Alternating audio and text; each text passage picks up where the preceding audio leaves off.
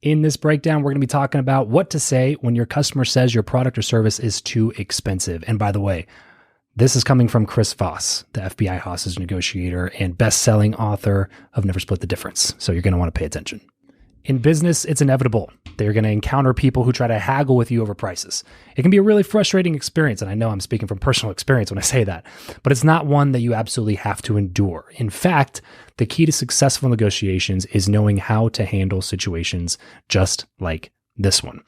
Luckily, in my interview with FBI hostage negotiator Chris Voss, he gave us some really incredible gems in regards to how to deal with this very issue. We don't bargain over price anymore, because if you're haggling with me over price, either you don't think the value's there or somebody you work for doesn't think the value's there. So somebody in your company could be putting a lot of pressure on you. I'm going to shift to that. If you got a problem with price, again, by definition, the value's not there for you. So if the value ain't there for you, me cutting a price is still not solving your problems. So I'm going to shift again to, all right, so if you say that's too expensive, I'll say, it sounds like the value's not there for you. And we'll immediately go talk about what's wrong with the product, the implementation, the deal, the terms, everything other than price. You know, if you're haggling over price, you are talking about the wrong thing in the negotiation. So as you just heard Chris explain, first, focus on value. He explains that if someone is haggling with you over price, it's likely because they didn't see the value in what you're offering. Now, this could be because they just don't understand the product or what it does or how your service helps them, or because they just don't believe that it's worth the price that you're charging for the service. Rather than getting bogged down in discussions about price and discounts, take the time to explain the benefits of what you're offering. I was on the phone with a security company the other day. It was one of his clients wanted to haggle with him over price. I said, man, do not cut your price. They're either haggling with you because it's a game and they're okay with the price. They just want to haggle, which means you shouldn't cut the price. Or they're haggling with you because there's a service problem they're unhappy with, and cutting your price is not going to address the service problem. Whichever of those two things it is, it's not a price issue. It's a delivery issue, or they're bored. So, and you got to find out which one it is, and you got to address it, but do not cut your price. So nobody out there should haggle over their price. If there's price pressure on you, the answer is better service. The answer is better implementation. Secondly, do not cut your prices. One of the biggest mistakes that people make when they're negotiating is to cut their price. While it may seem like a good idea in the moment and makes you feel like you're getting a good deal, this can actually hurt your business in the long run. Regardless of how much pressure you're under, if someone's haggling with you over price, it's likely that there's a deeper issue at play. Perhaps they're unhappy with the service that they're receiving, or they don't trust your brand, or they don't trust you as the salesperson. Cutting your prices is not going to solve those problems. Instead, you need to address the root cause of the issue. Ask questions to find out why the customer is unhappy, and then work with them to find a solution to their problem. If you believe that you should over-deliver, and if you live by those words, then whatever you're charging is a bargain. Third, over-deliver on value. If you want to avoid hagglers at all costs, the best thing that you can do is over-deliver on the value that they're receiving from you. If your customers feel like they're getting more than what they paid for, they're unlikely to haggle with you over the price. To do this, you need to focus on providing exceptional service, going above and beyond what's expected. This could mean providing additional resources or support, or just simply taking the time to ensure that your customers are happy with the experience that they have. And by the way, this is why it's super important to continue creating really good quality content, because content is just the appetizer. It lets people see what you're all about. And that's why inside of our companies, we try to provide the most value that we possibly can, absolutely for free at the very beginning of the customer journey. Because if you can create stuff that's really high quality and it's completely free, and they can take that completely free, high quality stuff, implement it, and make more money or see a result that's happening inside of their business, they're much, much, much more likely to trust that if they pay you money, even if it's higher than they want to pay, that the service is going to be that much better than anybody else's product or service that may be a competitor of yours. So if you consistently deliver exceptional value, Your customers will be more likely to trust your brand and pay your asking price without asking any questions about it. In conclusion, haggling over price is a common occurrence in business, but it is not one that you have to endure. Focus on value, avoid price cuts, and over-deliver on service so that you can ensure that your negotiations are successful and that you're building long-lasting relationships with your customers. All right, so I gave you Chris Voss's version of what to do when your customer says that your product or service is too expensive, but I also want to give you an anecdotal illustration from a sales call I had with a customer recently. For those of you who don't know, we have a service inside of my agency. You see this giant G behind me. If you don't know what that stands for, it's Guestio. Guestio is a software company that connects podcasters to guests and guests to podcasters. Well, my agency, Guestio Concierge, does this on a done-for-you basis. We represent shows, we help them book guests, and we represent guests and help them get booked on shows. So because our service is really high quality and we work with the best of the best, we charge a lot for the service.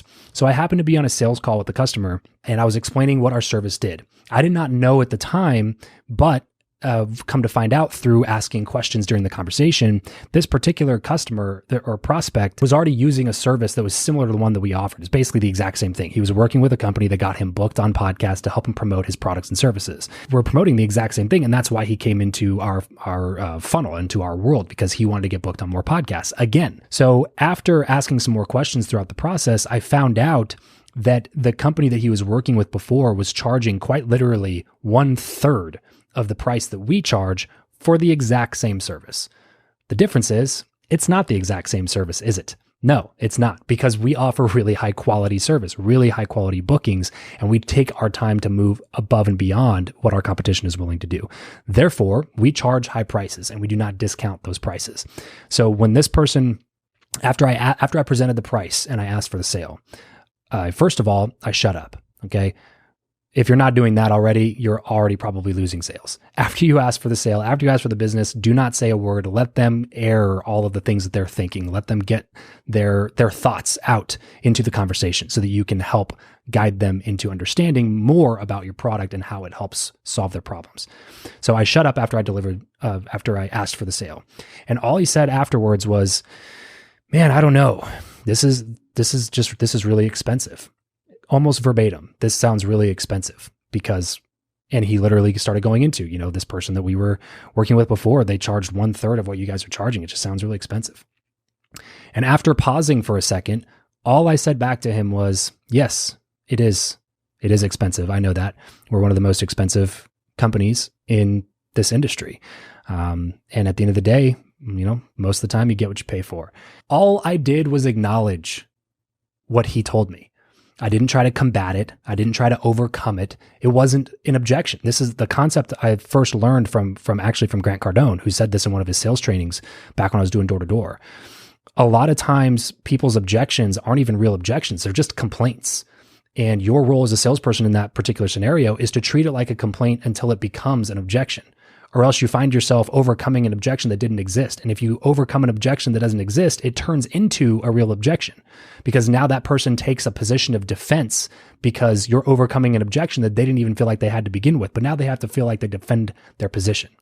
So all I did was acknowledge that, yes, this is an expensive service. It is an expensive product. That's just the way that it is. That's all I said. I didn't say anything else after that. And then in about 15 seconds of silence between the two of us, he said, "All right, let's go ahead and do it." After that thing happened, I didn't even think about it until that night when I was kind of reviewing my tasks for the day and reviewing my calls for the day, my calendar. And I was just like, you know what? 4 or 5 years ago, as a less experienced salesperson, I would have lost that deal, because I would have lost the deal, or I would have lost money trying to make them happy. I would have immediately gone to price and been like, "Okay, well, what can we do about this for you? Obviously you want the solution to the problem, but you're saying that our prices are too high. So what can we do to make it make sense for you? Can we lower this? Can we do this? Can we do that?" But all I did that was different was just acknowledged that it is an expensive price for this particular service. And by the way, this was a few months ago. This person is still a monthly retainer client with us that we've gotten some really great results for. And he is happy and willing to pay 3 times what he was paying for the same exact service, just because we deliver a high quality product and a high quality service. Which also brings me to a third and separate point, which is this is why as a salesperson, you have to have complete buy-in to the product or service that you're already selling. You have to be completely sold on what you're offering to begin with, or else you're not going to have the confidence to be able to deliver a line like that in a conversation with a prospect and do it with a straight face. If you don't think that your product is that high quality, you don't think your service is that different, and you're just charging prices for the sake of charging prices, then you might not be as able or as confident in your delivery, which might make them distrust you more than trust you even more. So you have to have a good product or service to begin with. But when you find yourself in the situation, you find somebody saying like, "Man, this sounds too expensive." First of all, you got to be willing to walk away from the deal, which is what I was willing to do. It's just like, I am not going to discount this. So if you think that this is too expensive and I'm agreeing with you, then you're just not going to be a good fit for this product or for this service. Like you can maybe go to downselling in terms of selling a different service or a different term or a different agreement, but you should never cut your prices. All you need to do a lot of times is just acknowledge the complaint that's happening and say, look, I totally understand where you're coming from. This is really expensive. We are one of the more expensive services in the industry. And then that's it. That's all they're looking for, is just an acknowledgement that like, man, okay, yeah, this is pretty expensive. But at the end of the day, people are not looking for a podcast booking service. They're looking for a result, which largely is tied to, I want more content.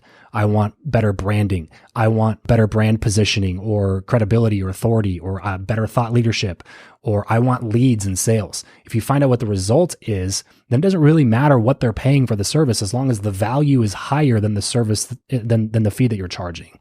So don't get caught up in when they say it's too expensive. Don't get combative. Don't view it as an objection until it becomes a real objection. Treat it like a complaint. Just acknowledge that it could potentially be true and go back in and ask for the sale again. And now that customer's been a happy customer of ours for several months now. And this contract will be worth multiple 5 figures by the end of the year. So listen to all the things that we talked about with Chris Voss. Obviously, he knows what he's talking about, but I also wanted to give my personal anecdotal story because I know also in the Q&A segment coming up, somebody also asks about what to say when someone says your product is too expensive. So I wanted to give Chris Voss's thing, and I also want to give an anecdotal story from a recent conversation I had with a customer. So hopefully that helps. What to say when the customer says your product is too expensive.